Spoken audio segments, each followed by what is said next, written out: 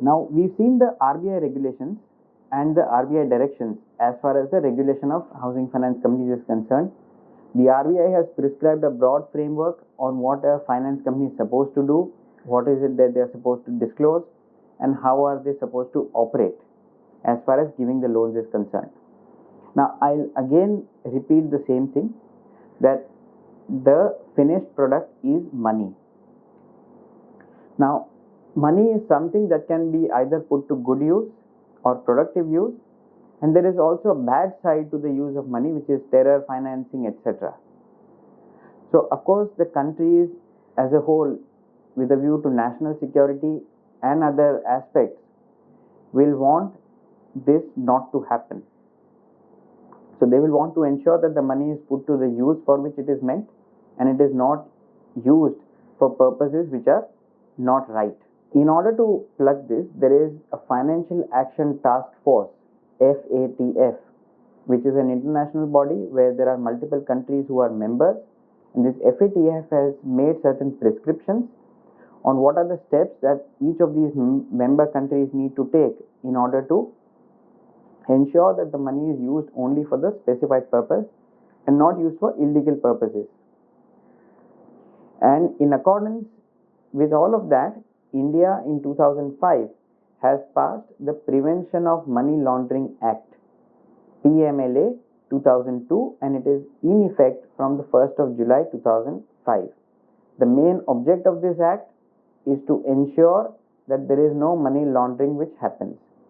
Now, I'll take a minute and explain what is money laundering. Money laundering, strictly by the definition of the act, is conversion of proceeds of crime into legal money.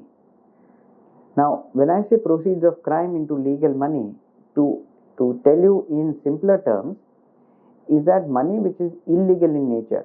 This can be black money, it can be money which is not disclosed, it can be cash which is not disclosed, or it has come to a particular person through illegal means such as smuggling, trafficking, terror financing, so on and so forth. All of these are financial crimes. The person, whoever is doing money laundering, will use multiple products, multiple banking channels, multiple companies in multiple countries to ensure that the money travels through this complex web of banks, financial institutions, investment products across countries in such a way that the ultimate trail of the money is lost, and after making this trip, it comes back to the same person through a legitimate source. This is the concept of money laundering. 3 stages of money laundering, which is placement, layering, integration. Placement is a stage where that illegal money is put or placed into the financial system. Layering is the stage where complex financial instruments, multiple bank accounts, multiple companies, entities and countries are used to ultimately integrate them back to the person who had originally started this trip through a legitimate source. The way it is done is that the person who's got it from this legitimate source, there will be no trail which is left to the fact that it was the same person who had this money illegal, which has now gone through all of this process and come back to the same person through a legal source.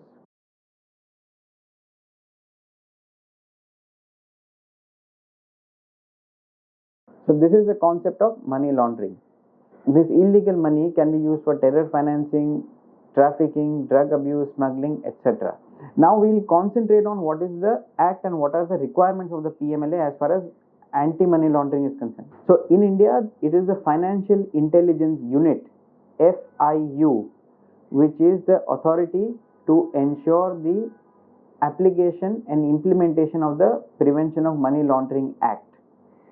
The FIU is a government body and it obtains data through multiple sources such as income tax, through GST, through the bank accounts and other sources such as media, etc.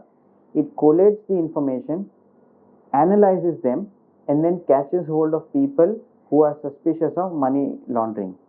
It is the Enforcement Directorate or the ED who is the ultimate authority to punish and implement this act.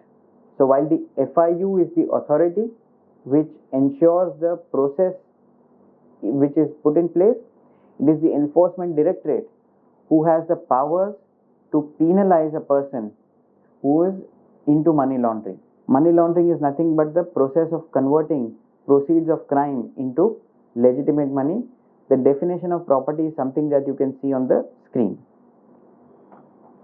Now, while I explain to you the concept of money laundering in simple terms, which is placement, layering, and integration, we saw the picture on the screen also.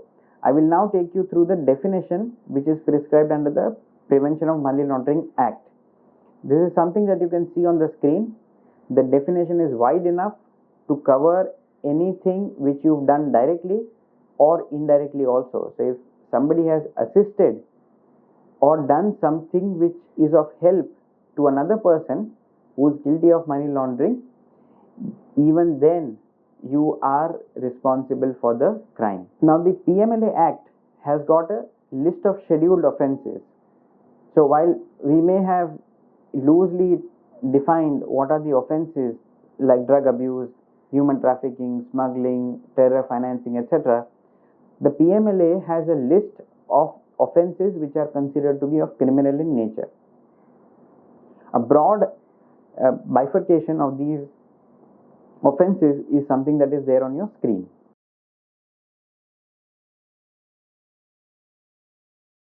We've discussed what is it that the country is supposed to do, what is the role of the FIU, and what is the role of the Enforcement Directorate.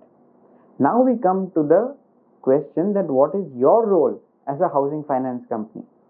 As a housing finance company or a bank or an NBFC, your role is not to sit on judgment as to whether a particular person is into money laundering or no.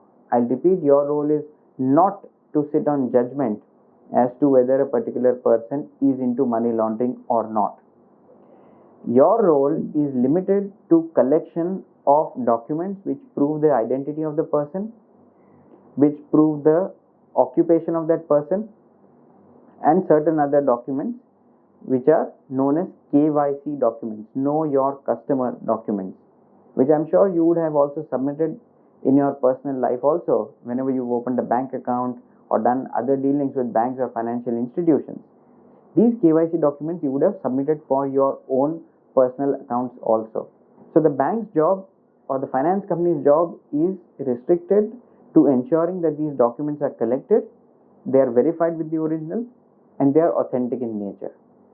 After this, it is one more job of the bank or the finance company to ensure that if at all it comes across any transaction which is suspicious in nature, that is, it suspects that something is wrong with this transaction, then to report it to the FIU, Financial Intelligence Unit. This reporting is done through a form called STR, Suspicious Transactions Report. To give you an example of suspicious transactions report, let's take an example that there is a particular loan which has been in default for 10 months. The quantum of the loan is say 1 crore. All of a sudden, this borrower comes and prepays the whole loan of 1 crore. When you appraise the loan, that person's income was say 3 lakh rupees a month. Suddenly out of the blue, he or she comes and deposits 1 crore, forecloses the loan and goes. This does raise a suspicion. Now, I'm not saying that he or she is not allowed to do that, or this particular action is bad in law and that it is illegal for a person who is in default to come and prepay the loan. There may be legitimate trail to this money, it may be out of legitimate sources, but yes, it does raise a suspicion. In all these particular cases, wherever there is a suspicion of something being wrong, the officer is supposed to report it to the principal officer of the housing finance company or the bank. Principal officer is a person who is designated by the board to be an interface between the operations of the company and with the financial intelligence unit. So you have to send it to the details to the principal officer of the company, who will then in turn decide whether it is to be reported to the FIU or not. Now there may be different procedures in different housing finance companies or different NBFCs and different banks. So whatever is the procedure which is laid out internally has to be followed. But broadly, this is how the way it works. There is also another report which is the cash transaction report, the CTR, which is to be filed in case there are cash transactions above a particular quantum. Both these reports have to be filed with the FIU, and as I said, the HFC or the bank is not supposed to cast a judgment on whether this amount that is deposited is out of proceeds of crime or not. It only has to report its suspicion to the FIU and then leave it to the wisdom of the FIU and the enforcement directorate to actually come up to a conclusion whether this is a proceed of crime or not. This has to be also done for attempted transactions. So certain transactions where there may have been an attempt to do it, but because of some reason it did not materialize, even those transactions need to be reported. The RBI, NHB or the FIU, they have a portal wherein certain transactions are sent out on a periodic basis to the banks or financial companies in the form of caution notices. Caution notice contains a list of those entities or persons who have been found to be guilty of acts of money laundering. Basically, they are trying to tell these finance companies that you please be careful when you're dealing with these people, because we have found that there is some problem relating to money laundering with these people. So what are the documents that you need to collect? The documents that you need to collect are the KYC documents. Now there is also a possibility that a person may be applying a loan through a company. Now company is somebody who is registered with the Ministry of Corporate Affairs and it has a legal validation to the existence, but the ultimate benefit of that company may be flowing to a particular person because of the shareholding that he or she has in the company. So if Mr. A is holding 100% shares of a company called ABC Limited, even though the loan is taken by ABC Limited, the ultimate benefit of that loan is going to Mr. A. So there may be a possibility that Mr. A is guilty of money laundering, and he or she knows that if he goes for a loan, the finance company is going to reject it because he has a history to his case. So he does this thing through the company, and because the company has got no adverse history to it, the loan may get approved. So in such a scenario also, the act says that all the documents of the beneficial owner of the company or the partnership firm or the trust also have to be collected.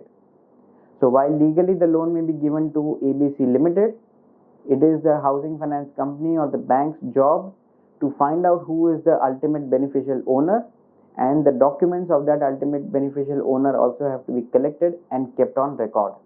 Now, who is a ultimate beneficial owner? There is a certain percentage of their ownership into the company or into the trust, which defines a particular person as a beneficial owner.